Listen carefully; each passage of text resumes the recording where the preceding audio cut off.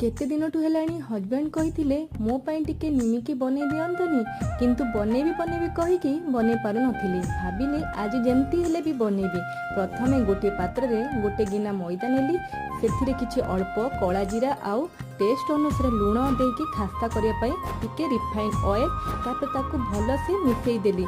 देखंतु खास्ता हम केते सुंदर होई गला। तापर टिके टिके पानी देकी अटा चकटिला परी चकटी देली। तापर ताकू 20 मिनिट ओदा कपड़ा घोड़ेकी रखीदेली। तापर देखो 20 मिनिट तो हो गलानी। ताकू छोट छोट एमती गोला करदेली।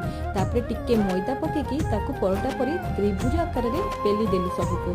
तापर तेल गरम करिकी गोटे गोटे करी छाणी देली। जेतेबेले छाणीबे गैस को लो फ्लेम रे रखिबे, नचेत निमिकी रो भीतर पार्टटा सिझिबनी।